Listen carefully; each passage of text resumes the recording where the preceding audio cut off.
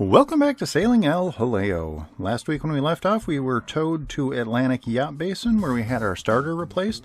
This week we're just going to hop across to one of the free docks where we stay for a day to do some reprovisioning before heading up the Elizabeth River to Norfolk. From there we cross the James River and we anchor right on the edge of Chesapeake Bay, right next to the Hampton Roads Bridge Tunnel. And I think that's about as far as we're going to make it this week. We'll tackle Chesapeake Bay next week. I guess we might as well go ahead and get right into it. Grab a drink, climb aboard, and let's get going. We did end up spending 9 or 10 days at Atlantic Yacht Basin for the whole starter debacle, and you know what? It wasn't all bad. It was very stressful. When you've got a busted engine and you really can't go anywhere, you kind of feel like you're a prisoner there. And we essentially were, and we were at the mercy of them to fix everything. But, you know, that aside, it was a great opportunity for the crew to spend some significant time off the boat. When you're traveling up the coast, it can be challenging to get the puppy dogs to land. Sometimes you don't have the opportunity every single day. And since we had a problem with Beans back in South Carolina, they've been stuck on the boat full time, which I do not enjoy, and neither do they. So this was a great opportunity. We went for 3 or 4 walks a day. They got to stretch their legs. It was absolutely wonderful for them. And Neptune discovered turtles. Now, we had never seen turtles. I had seen them on logs and stuff, but the dogs don't notice those. But one was swimming around the boat. You know, I was down below and I could hear stuff crunching on the side of the boat when we were at the marina. And I couldn't figure out what it was. So I went outside and there were a bunch of turtles all around the boat. They must have been cleaning the algae off of EJ's hull, and Neptune noticed one of them, and it was kind of interesting. You know, if it had been a dolphin, he would have been barking his head off, chasing it up and down, but I don't think he really knew what to think about a turtle. We did have some pretty strong thunderstorms come through, and EJ's deck got a really thorough power washing, which was great. She really needed it.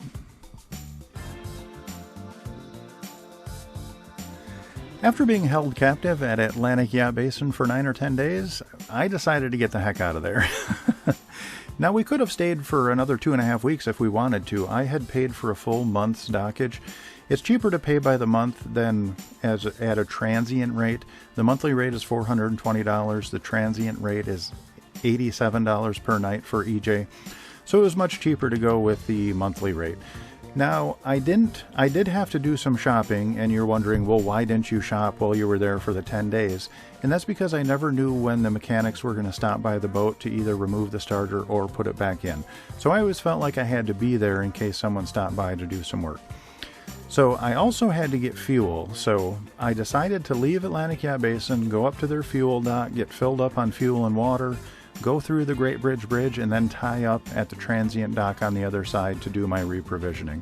It would really cut down on the amount of stuff we had to do the next day. I didn't want to have to get up super early in the morning and get fuel and go through the Great Bridge and then go through the Great Bridge Lock just to get on our way. So if I could knock out half of that today, why not go ahead and do it? After 5 years of sailing, I think I may have finally cracked one of the banes of my existence, and that is solo docking.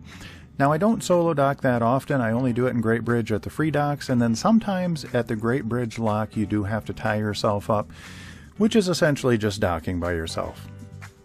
So the new approach that I've been taking, rather than trying to tie up either the bow or the stern right away and having, you know, either one or the other drift away from the dock that you're trying to tie up to, what I've started doing is instead of going to either the bow or the stern, I go to the center of the boat, and I'll creep up to the dock. Then I'll kick it into reverse to stop the boat, and I'll actually go to the center of the boat, grab a pylon, and I can pull EJ right up tight to that pylon. In doing that, I actually stabilize the bow and the stern. I can hold them from drifting out. And from there, I just walk up to either the bow or the stern, and I can quick lasso a pylon, and then go back to the center and re-stabilize the boat, and then go to either whichever one I didn't go to before, the bow or the stern, and then lasso another pylon, and then, you know, I'm set. Then I can put in my spring line and my bumpers, and everything is good. Now, I've done that 3 times now, and it's worked out flawlessly, so I think this is really a good technique, but I'm not sure that it would work in all circumstances. You know, if you are against a strong current, it probably wouldn't work that well. If you're against a really strong wind, you might not be able to hold the boat either. So, you know, where I do dock at the free docks, it's never that strong of a current, and it's never that strong of a wind. So it works good in these circumstances. It may not work everywhere, but for where I need it to work, it works perfectly. The next morning we got up and headed through the Great Bridge Lock, which takes us to the Elizabeth River, which goes up to Norfolk. And Norfolk is absolutely wonderful. It's one of our favorite sections of the ICW, and we just love going through there. It's essentially a 15-mile long shipyard and naval base. You'll see container ships, grain ships, cruise ships. There's just everything there, and a really cool downtown area, marinas galore. It's just absolute eye candy going through there. There's so much stuff to look at. It's really neat. But unfortunately, one of my old GoPros is starting to crap out, and it didn't make it to Norfolk. That's usually the one that I use at the front of the boat. I think I'm going to have to replace it. It's slowly been losing horizon lock. So if you had started watching videos about a year ago, you would have noticed a lot of the horizons were very, very askew.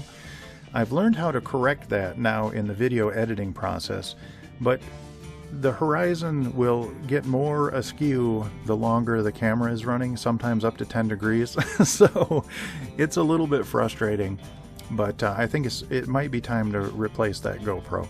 But I have done a lot of videos on Norfolk in the past. I'll put one down below that shows a lot of the Norfolk area and what to expect if you go through there. If you can ever go through Norfolk by boat, I highly recommend doing it. It is just an absolutely wonderful area.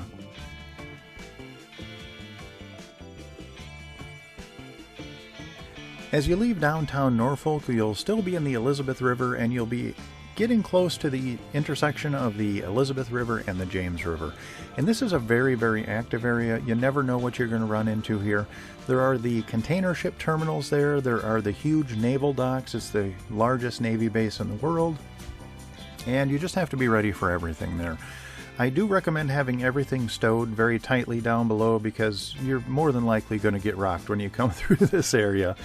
We've seen everything here. We've seen submarines, we've seen warships, we've seen container ships, we've seen oil tankers, grain ships. We've just seen everything here. So it is such an active area. And this year when we went through, there was actually a dredge there. I had never seen a dredge in that area there. You know, it's 40 or 50 feet deep, so I'm not sure. Maybe there was a shallow spot. Who knows? Maybe they needed to make it a little deeper for a submarine. You know, what do I know? But it's just a very dynamic area. So, you know, if you remember back about 6 or 7 weeks, there was a little baby dredge that we passed going by the Lockwood's Folly Inlet in North Carolina. And this time we get to pass a big boy dredge. So they come in all different sizes. And yeah, they're just interesting devices, let's just put it that way. And this one had miles and miles of pipe. So it had dredge pipe going probably 6 miles to shore. So it was quite an operation to get a dredge out where it was. Okay, it wasn't 6 miles to shore. It was only about 2, but it was by far the longest dredge pipe that I had ever seen. Once we got to the end of Warship Row, we just had to shoot across the James River. It's only maybe 1.6 miles across there, where we could tuck in right beside the Hampton Roads Bridge Tunnel to anchor for a couple of days.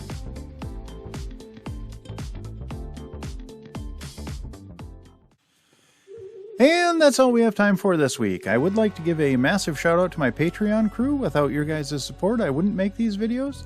And my Patreon crew is Joan and Juddy Judnick, Val and Chris Alcorn, Denise and Eli Sackett, Sherry Erickson, Deb Shaw, Matthew Spotton, Peter Allen, and Natalie Linehan. Thank you guys so very much. Your support really means the world to me.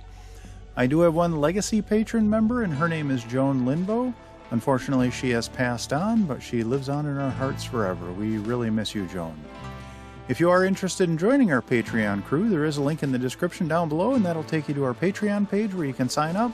And there are hundreds, literally hundreds of extra videos and photos of our travels, and I try and keep everything there up to date and post at least once or twice a week. So it gives you a little peek behind the curtain.